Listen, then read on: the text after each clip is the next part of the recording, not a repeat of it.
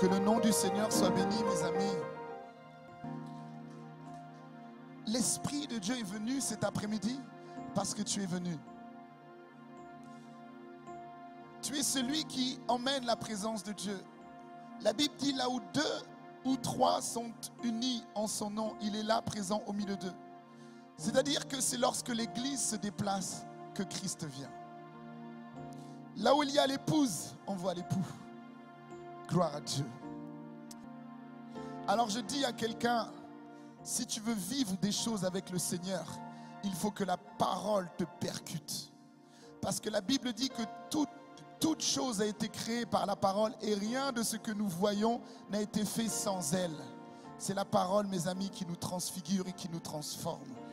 Alors cet après-midi, je prie le Seigneur que chacun et chacune soit attentif pour saisir cette parole. Je suis dans le livre de Matthieu au chapitre 17.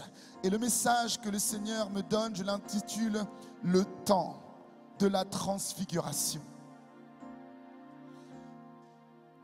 Matthieu chapitre 17 et nous sommes à partir du verset 1.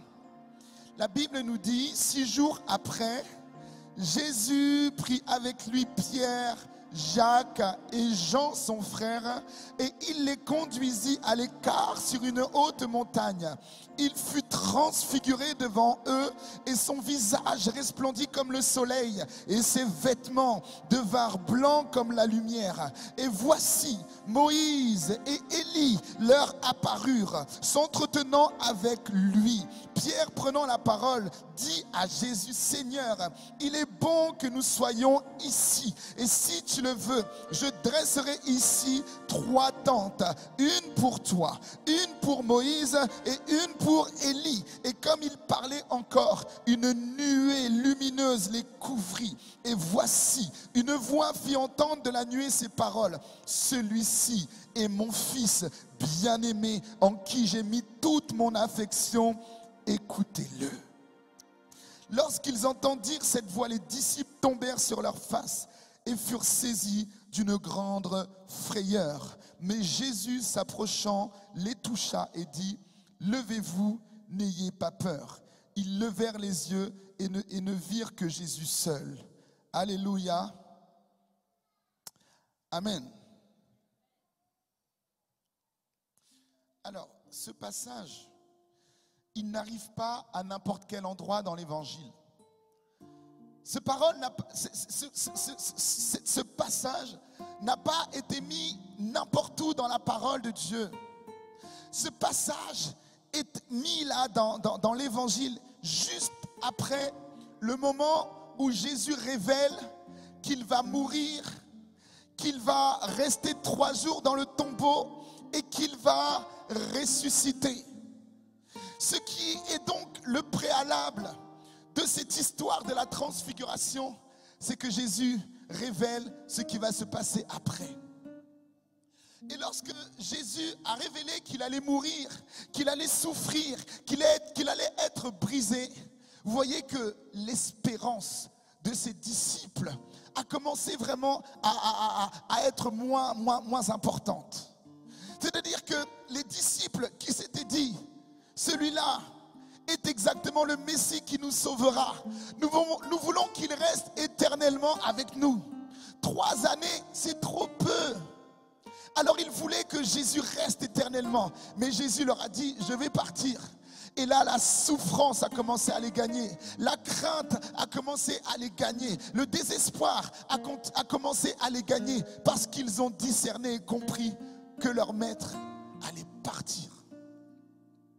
Et alors, Jésus a donné cette parole à tous ses disciples en leur révélant qu'il partirait. Et plus loin, il dira, certains d'entre vous, vous verrez ma gloire, vous verrez le royaume de Dieu avant votre mort. Et mes amis, pour vivre cette expérience, il ne faut pas être n'importe qui. Pour vivre l'expérience que nous avons lue, il faut appeler Pierre, il faut appeler Jacques ou il faut appeler Jean. Les autres n'ont pas vu ce que ces 3-là ont vu. Alors, la dernière fois, je vous expliquais que dans la présence de Dieu, il y a plusieurs cercles. Hein, vous vous rappelez? Est-ce que vous vous rappelez? Non, vous avez oublié? Que je vous ai expliqué qu'il y avait plusieurs cercles dans la présence de Dieu. Ah, Église du Seigneur. Vous avez oublié? Voilà. J'expliquais que le premier cercle d'intimité dans la présence de Dieu, c'était donc ces trois-là. Pierre, Jacques et Jean. Ensuite, il y avait les 9 autres disciples qui étaient juste derrière. Et ensuite, dans le troisième niveau, il y avait les 70 que le Seigneur a appelés. Ensuite, les 120 et après la foule. Donc, lorsque Jésus est là au centre, il y avait plusieurs niveaux de présence, d'intimité en face de lui. Et je ne sais pas à quel niveau tu es. Mais plus tu es dans le niveau près de Jésus, plus tu as accès à une révélation profonde. Tu vas connaître des choses que les autres cercles ne vont pas connaître. Alors je dis, pour pouvoir vivre la transfiguration, il faut t'appeler Pierre, il faut t'appeler Jacques ou il faut t'appeler Jean. Je dis par là que mes amis, lorsque nous venons au culte, lorsque nous venons à l'église, je le crois, on veut voir des choses se passer. Je crois que tu n'es pas venu cet après-midi au culte tout simplement pour voir une belle chorale chanter ou tout simplement pour entendre des beaux chants. Je crois que tu es monté. Je crois que tu es mature et que tu es venu pour entendre quelque chose qui va bouleverser ton quotidien. Quelque chose que tu vas pratiquer dès ce soir en quittant cet endroit. Parce que si nous venons dans la présence de Dieu et que nous ressortons les mêmes, c'est qu'il y a un problème. C'est que nous ne sommes pas dans le premier cercle. C'est que nous sommes dans la foule. Ça veut dire que pour toi, Jésus, c'est le Jésus des autres. Oui, au fait, voilà, c'est exactement l'estrade là.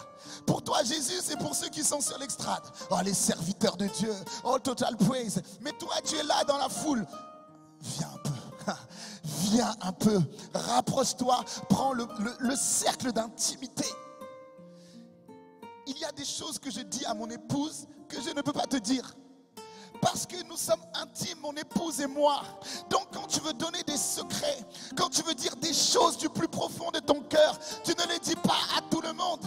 Tu réunis des personnes de confiance, des personnes spéciales, des personnes vraiment que tu sais que non, ces personnes-là, je veux communier avec eux. Et alors je leur donne des secrets. Alléluia. Viens un peu plus près. Viens dans le cercle d'intimité. Rapproche-toi du Seigneur. Est-ce que quelqu'un le veut? Est-ce que quelqu'un le veut? Voyez, et vous le savez, hein? Ah, vous me connaissez maintenant. Je suis déterminé à vivre ce que la Bible a dit. Je suis déterminé à expérimenter la Bible. Je suis déterminé à expérimenter le Dieu que je prêche. Je suis déterminé à expérimenter le livre des actes. Je veux vivre la parole. Je veux expérimenter les prophéties. Je veux vivre ma vocation. Je veux vivre la puissance de Dieu. Je veux déclarer lorsque l'ennemi est devant moi, qui es-tu, grosse montagne devant moi? Tu seras aplani. Je veux expérimenter ce que Daniel a expérimenté. Je veux vivre moi aussi ce que Moïse a vécu. Je veux vivre ce que Abraham a vécu. Je veux moi aussi ramasser le manteau d'Élie et vivre la double portion. C'est-à-dire que tu ne peux pas venir à l'église pour être spectateur de ce qui se passe. En tout cas, ce n'est pas au CRC. Parce que dans CRC, il y a R, vous le savez. C'est le R du réveil. Alors tu ne peux pas venir là pour être juste spectateur de ce qui se passe. La puissance doit te saisir. La gloire de Dieu doit te saisir. L'onction du Seigneur doit te prendre. Et c'est pour ça que nous prenons du temps et nous laissons la présence de Dieu vraiment s'installer au milieu de nous. Parce que c'est ce que nous voulons. C'est juste la présence de Dieu. Tu n'as pas besoin d'un homme aujourd'hui. Tu n'as pas besoin d'une prédication humaine. Tu n'as pas besoin d'un enseignement humain. Ce que tu veux, c'est que Christ te parle par ma bouche. Ce que tu veux, c'est que l'Esprit de Dieu te parle. Ce n'est pas un homme que nous voulons voir. Ce ne sont pas des femmes. Montrez-nous Christ. Montrez-nous Christ. C'est lui que nous voulons voir. Alléluia. Mais pour le voir, mes amis, il y a un processus qu'il faut maintenant expérimenter. Vous comprenez que quand l'Esprit de Dieu me met à cœur de vous dire quelque chose, je le dis de sa part. Alors quand on s'est tenu là et on a dit Église du Seigneur, nous rentrons dans une traversée. Et vous savez que la traversée, c'est toujours une traversée, c'est toujours long. Alors on a dit, on ne va pas faire 3 jours comme on a pu faire l'année dernière. On ne va pas faire 10 jours comme on a pu faire l'année dernière. Mais dans la traversée, c'est 21 jours. Et je dis cela pourquoi? Parce que ces 21 jours de traversée nous emmènent dans le premier cercle. Alléluia. Alléluia. Donc maintenant, quand la révélation sort, toi tu prends la révélation des 21 jours et tu dis, ah mais l'évangéliste il exagère, hein? 21 jours je ne vais pas manger, 21 jours je vais manger des fruits et légumes, il exagère, hein? Donc tu es en train de contester la parole qui te ramène dans le premier cercle. C'est pourquoi je dis, pour vivre la transfiguration, il faut t'appeler Pierre, Jacques ou Jean. Pourquoi la montagne de transfiguration? Ce passage, il rassemble toute l'histoire de la Bible.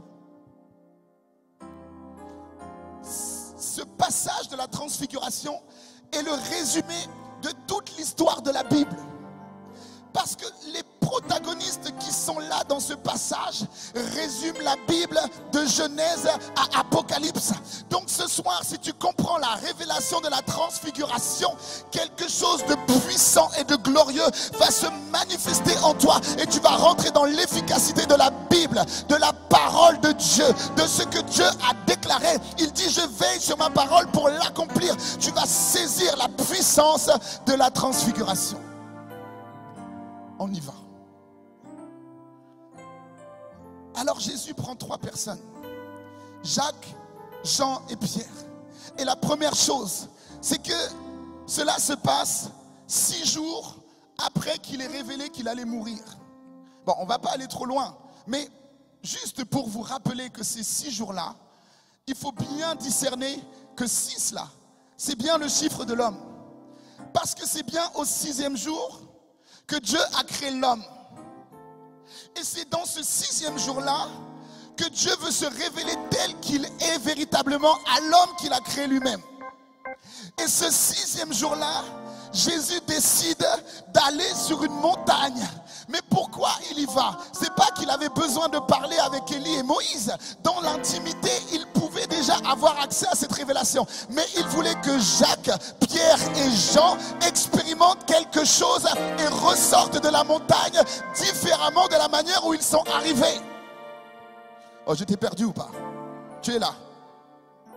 Alors lorsque tu viens dans la présence de Dieu, tu ne dois pas repartir de la même manière. Lorsque tu montes sur cette montagne, tu dois expérimenter quelque chose. Tu dois vivre une expérience et redescendre avec une révélation. Lorsque Moïse va monter sur la montagne du Seigneur, il va monter 40 jours. C'était compliqué mes amis, mais il a travaillé. Il a fait pas après pas. Il a progressé. Il est avancé. Il regardait derrière peut-être en se disant mais c'est compliqué, c'est difficile. Mais à un moment donné, il regardait. Il voyait la gloire. Il voyait la nuée. Il disait c'est dur, mais je vais continuer à avancer. Je vais continuer à monter. Je vais continuer à percer. Et à bout d'un moment, il est arrivé devant la présence de Dieu. Et lorsqu'il est arrivé là, Dieu lui a dit, on va parler Moïse, parce que tu es venu, je t'ai appelé dans ma présence, et tu es venu, maintenant on va parler. Et Dieu lui a révélé toute la stratégie, Dieu lui a donné des lois, Dieu lui a donné des règles, Dieu lui a donné des tables. Et Moïse ensuite prend ses pierres, il descend de la présence de Dieu avec quelque chose. Lorsque tu montes dans la gloire de l'Éternel, tu dois redescendre avec une révélation, avec une parole, avec une prophétie, avec quelque chose qui doit changer ta vie. Oh, est-ce que quelqu'un veut monter? Est-ce que quelqu'un veut monter? Alléluia. Alors, nous y allons sur cette montagne élevée. Oui, qu'est-ce qui se passe sur la montagne? On va lire rapidement. Ah, mais vraiment, le temps court là.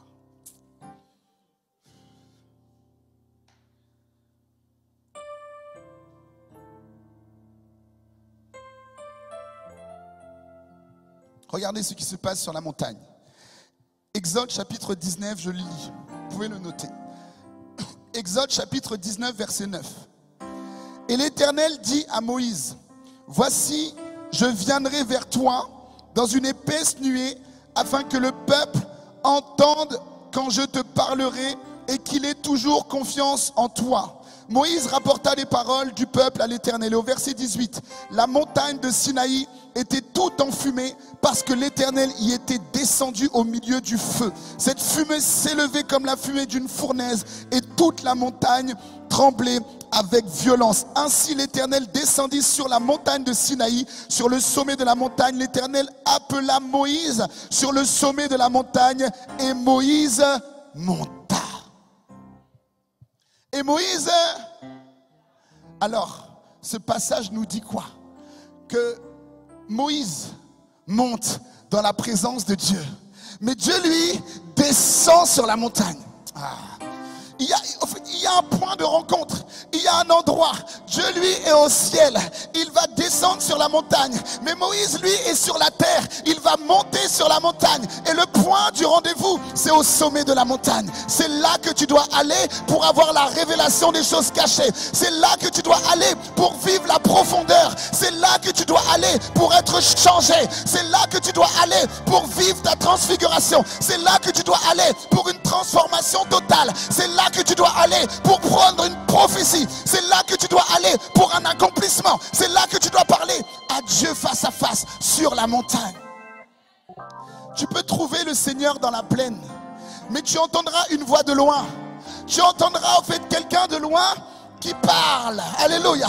Parce que tu es dans la plaine, parce que tu restes là dans ta zone de confort. Mais si tu veux entendre la voix de l'Éternel, si tu veux entendre le conseil de l'Éternel, si tu veux entendre ma fille, mon fils, voici ce que j'ai à te dire, c'est sur la montagne que Dieu se trouve. C'est sur la montagne que l'Éternel se trouve. Alors je parle à toi là qui es fainéant dans la présence de Dieu. Toi qui ne veux pas faire d'efforts. Toi qui veux rester là comme un bébé. Voilà, donnez-moi le biberon. Voilà, tu restes là avec le Légalia. Donnez-moi le Légalia. Tu ouvres juste la bouche. Et puis tu veux qu'on te mette de la nourriture dans la bouche. Là c'est le bas niveau. C'est le premier niveau des bébés spirituels. Mon ami, au bout d'un an dans la foi, au bout d'1 an et demi dans l'église, il faut que toi-même tu ailles chercher des choses solides. Il faut que tu apprennes à prier maintenant 1 heure. Il faut que tu cherches la présence de Dieu et que l'onction vienne sur toi, que tu sois baptisé dans le Saint-Esprit, que tu parles en langue et que tu déclares la parole. Alléluia. Mais si c'est pas ça, ça veut dire qu'on fait on est une assemblée comme ça, on fait voilà, une association de bienfaisance, une association d'amis. Voilà, au fait on est là, ça va ma soeur et mon frère, tu vas bien. Et c'est ça l'association. Mes amis, nous sommes plus que ça. Nous sommes une assemblée. Nous sommes l'épouse. Tu portes un nom. Tu portes une identité. Tu portes une histoire. Il y a un époux que tu dois rencontrer. Et si on te dit, ma soeur, ton époux est sur la montagne. Ma soeur, je sais que tu vas enlever tu vas enlever pour aller le chercher. Mon ami, sur la montagne, il y a des choses qui peuvent te gêner. Tu m'écoutes? Quand tu veux monter sur la montagne, il y a des choses qui peuvent te gêner. Il faut que tu aies les chaussures adéquates. Parce que lorsque Moïse voulait arriver devant le Seigneur, Dieu lui a dit, petit, les chaussures que tu as là ne sont pas bonnes. Parce que ici, là, c'est un lieu de sainteté. Tu ne peux pas rentrer dans ma présence avec ces chaussures, avec cette mentalité, avec cette histoire. Tu ne peux pas. Enlève tes chaussures et viens maintenant dans ma présence. Ma sœur, tu ne peux pas monter dans la présence de Dieu avec les talons aiguilles là. Oh Seigneur, enlève-moi ça. Oh, sors un peu de ta zone de confort. Change un peu les chaussures. Mets les chaussures du zèle, les chaussures de l'évangile, les chaussures de la prière, les chaussures de l'intercession. Progresse, monte, alléluia. Vous imaginez quelqu'un qui fait une randonnée avec des talons aiguilles. Change de chaussures. Alléluia. Change de chaussures. Oh, excusez-moi, mais ce soir, je veux parler. Je veux parler parce que trop de temps, nous sommes restés dans la vallée. Et dans la vallée, il y a les scorpions. Dans la vallée, là, il y a les serpents. Dans la vallée, il y a toutes ces choses-là qui te piquent. Les abeilles, les mouches, tout ça, c'est dans la vallée. Mais quand tu montes dans la gloire de Dieu, la puissance de Dieu terrasse le scorpion, terrasse le serpent. Il dit que tous viendront contre toi, ils te feront la guerre, mais ils ne pourront pas te vaincre. Pourquoi? Parce que tu es quelque part, parce que tu es à l'endroit où il y a la gloire. Oh, tu es à l'endroit où il y a la gloire de Dieu. C'est l'endroit où il y a la gloire de Dieu qui ravage et qui détruit les pressions de l'ennemi. Semaine de la transformation. Tu ne peux pas rester comme tu es. Mon ami, attends. Tu dois être transformé. Il y a un processus de transformation qui doit opérer. Sinon, tu vas juste être là et j'entends la parole de Dieu. Amen, alléluia. Oh, l'évangéliste a bien prêché. Ah, c'était bon. Oh, quel culte. Oh là là, c'était magnifique. Et après, qu'est-ce qui se passe? Oh, je suis venu à la soirée de puissance. J'ai reçu l'onction. Je suis tombé 10 fois. J'ai fait 10 roulades. J'ai fait 10 saltos avant, 10 saltos arrière. Oh, merci Seigneur. Mais quand tu te lèves, qu'est-ce qui se passe? Quand tu te relèves, qu'est-ce qui change dans ta vie? Alléluia. Qu'est-ce qui change? Attendez, on n'est pas là venu faire des cascades. On n'a pas besoin de cascadeurs ici à l'église. On n'a pas besoin de cascadeurs. On veut des gens qui reçoivent l'onction. Et quand l'onction est sur toi, on a chassé le démon. Maintenant, on démontre que la puissance est là. Alléluia. Attendez. Je ne mesure pas l'onction que Dieu a mise sur moi au nombre de roulades dans le ministère. Ce n'est pas ma variable d'âge. Non. Ça n'a rien à voir. Mais l'onction que Dieu a mis en moi se mesure à la manière dont tu vas te lever et ce qui va changer dans ta vie. C'est ça là qu'on voit où il y a l'onction ou pas. Pourquoi? Parce qu'on va chasser un esprit d'impudicité dans ta vie où tu as fait 3 roulades. Ça...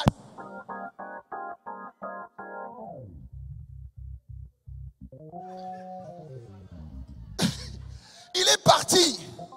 Mais maintenant le mardi, tu retournes dans la... tu retournes chercher le démon là qu'on a chassé. Et là tu reviens 2 semaines après. On attend la session de puissance. On attend la session de traversée. On attend. Tu viens encore, triple salto arrière. Et puis toujours les mêmes démons qui te fatiguent. Parce que tu les lâches. Mais tu vas après encore les prendre sur toi. Oh venez. Mais c'est ce qui fait que tu n'avances pas. Mais quand tu reçois l'onction, quand on a brisé le joug, quand on a renversé le démon, ne va pas encore l'attraper. Ne va pas encore l'appeler. Sépare-toi. Sors du milieu d'eux. Et le Seigneur Dieu Tout-Puissant fera venir sa gloire sur ta vie. Alléluia. Mais oui, mes amis. Sinon, on est là en train de blaguer. Je vous dis, ce qu'on veut voir là, cette année 2022, je vous ai dit, on doit en découdre. Moi, j'ai une colère contre Satan. Parce qu'au fait, je vois parfois comment Satan manipule les membres de l'église. C'est-à-dire que, au fait, tu vis ta spiritualité au niveau des preuves que tu as. Ça veut dire que quand tu viens 3 cultes de suite, c'est qu'on sait que tu n'as pas eu d'épreuves. Mais petite épreuve, je manque un culte. Oh. Petite épreuve là. Mais qu'est-ce qui se passe, église?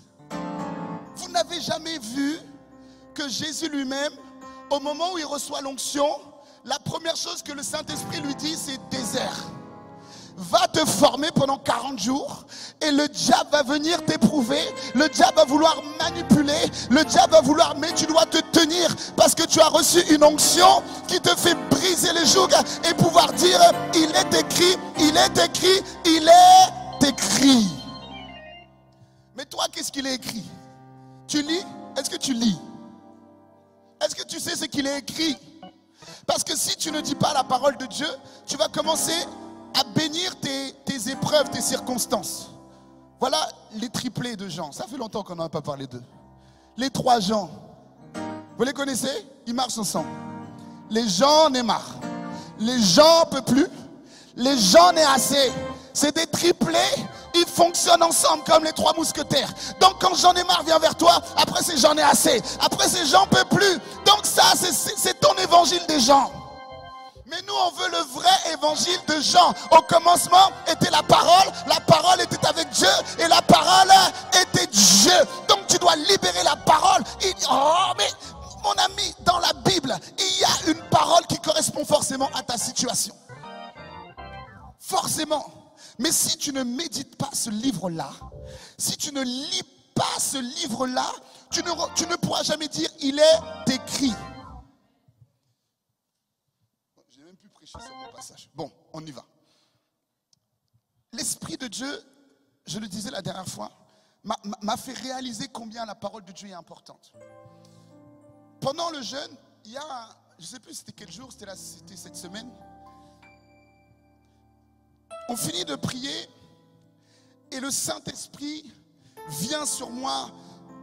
Je sens un vent comme ça qui arrive dans ma chambre. Et ce vent fait ça. Je sens en fait comme un vent qui balance. Et puis à un moment, l'onction vient sur moi et mon esprit part quelque part. Et donc je traverse, je vais je ne sais pas où. Et puis l'Esprit de Dieu m'emmène là, dans une grande forêt. Et dans cette forêt-là, je sens en fait que l'atmosphère est mauvaise. L'atmosphère est négative. Et donc je suis conscient dans ma vision. Et donc j'essaie d'être attentif à tout ce qu'il y a pour comprendre ce que Dieu veut me dire. Et pendant que je suis là,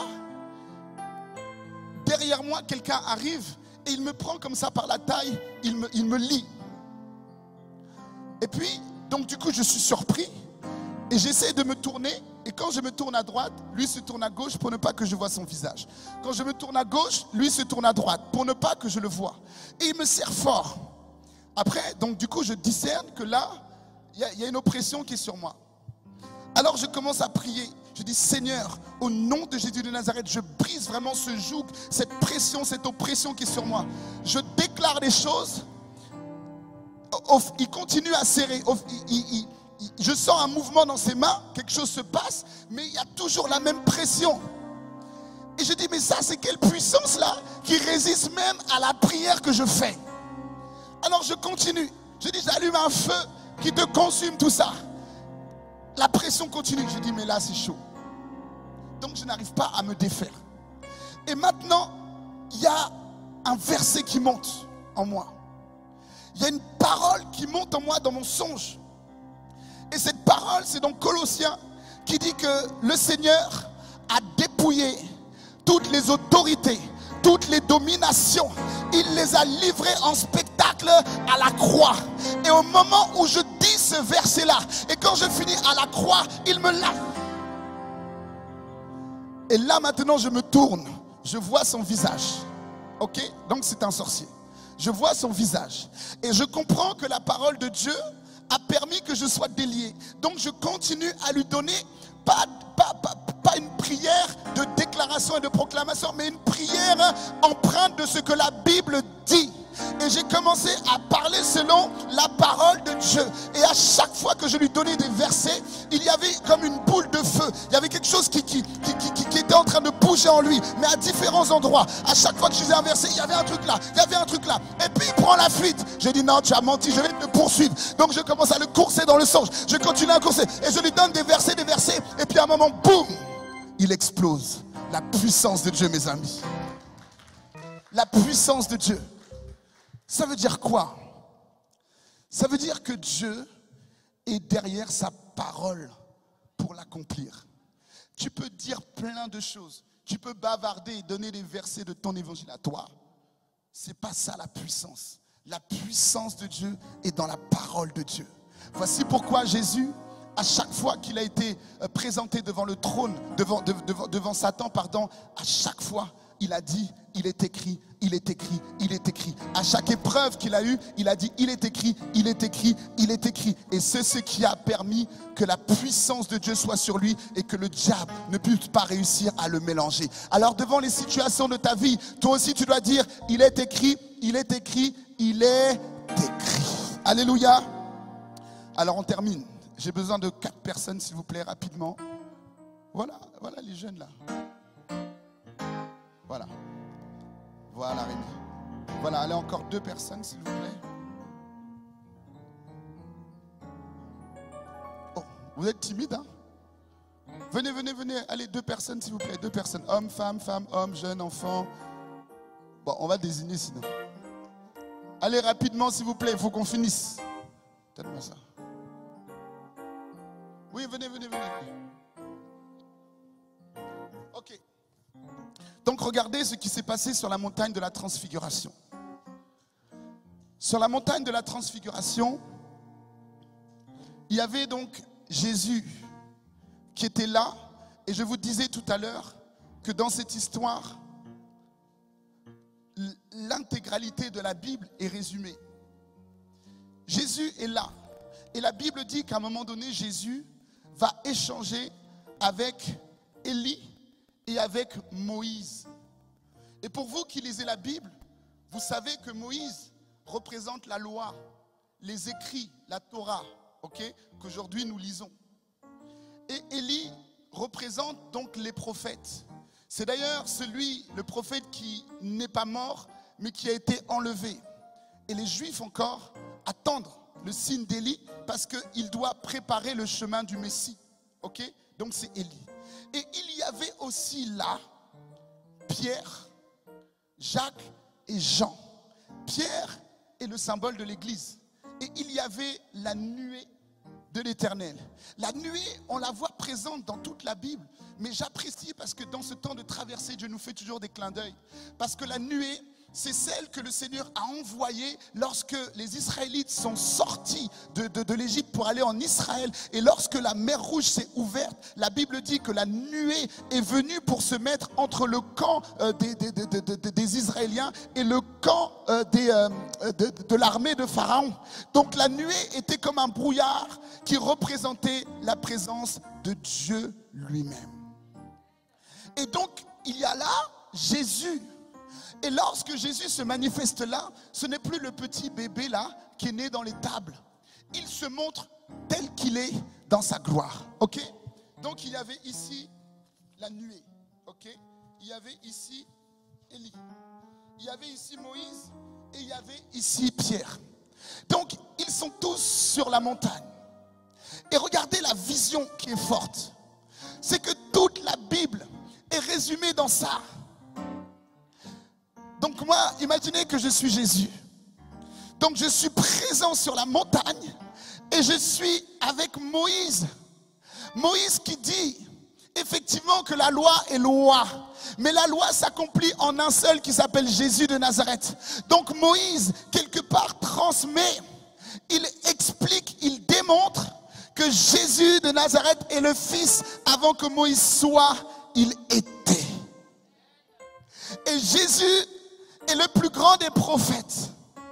Et donc la présence d'Élie signifie que le mandat, le ministère prophétique est transmis, est donné à Jésus même. Et il fallait absolument que sur cette montagne, il y ait Pierre. Pourquoi? Parce que Pierre est l'Église. L'Église qui a été rachetée, et le Seigneur dira à Pierre, je te donnerai des clés du royaume et sur toi Pierre, je bâtirai mon Église. Alors il fallait que Pierre soit au rendez-vous. Donc nous avons l'Église, nous avons Moïse, nous avons Élie, nous avons Jésus. Il manque qui? Le Père. Dieu le Père. Il manque Dieu le Père. Et à un moment donné dans l'histoire, je vais vite. Pierre est tellement bien dans cette présence. Il est tellement bien dans cette histoire. Il va dire, Jésus, est-ce qu'on ne peut pas mettre des tentes? Parce que ce serait tellement bien qu'on reste là dans la présence de Dieu. On oublie tout le reste. Plus de problèmes, plus de dettes, plus de factures à payer. On reste juste dans ta présence. Pierre, l'Église. Alléluia. Et le Père va arriver maintenant. Une fois que tous les protagonistes étaient là manifestés, ne bougez pas. le Père va arriver. Il a créé un lieu de rendez-vous sur la sainte montagne. Ils sont tous présents. L'église est là. Moïse est là. Les prophètes sont là. Jésus le Fils est là. Tout le monde est rassemblé. Et une fois qu'il a rassemblé tous les protagonistes de l'histoire, une fois qu'il a rassemblé l'Ancien, le Nouveau Testament, la Shekinah de l'Éternel va arriver. Et le Père fait son entrée là, sur cette sainte montagne, à travers la nuée. Et une voix va sortir. Celui-ci est mon fils bien-aimé, en qui j'ai mis toute mon affection. Écoutez-le. Il n'a pas dit écoute-le. Il a dit écoutez-le. Cela signifie que Moïse est soumis au leadership de Jésus. Élie est soumis au leadership de Jésus. Et l'Église est soumise au leadership de Jésus. Vous tous, écoutez-le. Vous tous, il y a un mandat que Dieu donne à Jésus de Nazareth pour lui dire que dans les temps anciens, Dieu avait parlé par Moïse. Dans les temps anciens, Dieu avait parlé par Élie. Mais maintenant, Dieu dit, je parlerai à travers la voix, la bouche de mon fils. Il ira 3 jours dans le tombeau. Il ira 3 jours lié dans le tombeau. Mais au 3e jour, la puissance du Saint-Esprit visitera la tombe, visitera le lieu où on l'a mis. Il va se relever. Il sera dans la gloire. Il sera dans la puissance. Il sera dans cette onction. Alléluia. La transfiguration, mes amis, la transfiguration était juste la préparation à ce qui allait se faire quelques jours après. C'était juste que pour que tout le monde puisse avoir cette image. Et après, le Père va être là. Merci les amis, on peut acclamer le Seigneur pour eux. Je termine donc mes amis. La parole que Dieu nous donne. Il dit, j'ai mis toute mon affection dans mon fils. Écoutez-le. Dieu te le dit. Écoutez-le. Dieu te dit, écoute la voix de Jésus. Écoute la parole de Jésus. Écoute le conseil de Jésus. Écoute la pensée de Jésus. Parce que le Père a mis toute son affection, tout son amour. Et il dira, effectivement dans la parole, car Dieu a tant aimé. Car Dieu a tant mis son affection. Car Dieu a tant aimé le Fils qu'il a donné son Fils unique, afin que quiconque croit en lui ne périsse point, mais qu'il ait la vie éternel. Alléluia. Est-ce que tu comprends l'amour de Dieu? Est-ce que ce soir tu comprends l'amour du Seigneur, mes amis? Et cet amour-là, Total Praise, vous pouvez venir. Et cet amour du Seigneur, écoutez bien. C'est ma deuxième et dernière conclusion. Écoutez bien. C'est très important ce que je vous dis là. Dieu dit, viens mon frère, excuse-moi, pasteur Marc. Regardez, Dieu dit, j'ai pris mon fils et j'ai mis tout mon amour. Il a transféré toute son affection dans le fils. Il a mis tout son amour. Il l'a investi dans le fils qui s'appelle Jésus de Nazareth. Mais regardez bien, tout l'amour du Père est dans le fils. Mais parce qu'il t'aime toi aussi, il a accepté que celui en qui il avait mis toute son affection puisse mourir. C'est dire que toi aussi, tu as une place dans le cœur du Père. Il t'aime tellement. Il a tellement d'amour pour toi. Il a tellement de compassion pour toi. Il a tellement de patience pour toi. Il a tellement de passion pour toi. Il a tellement l'envie que tu progresses. Il a tellement l'envie de te sauver qu'il a choisi et accepté que son fils qu'il aimait tant puisse mourir pour que toi, tu puisses avoir la vie. À cause de cet amour, il a laissé son fils être crucifié pour que tu puisses vivre. Voici la révélation de l'amour du Père pour toi. Alléluia, acclamons notre Dieu.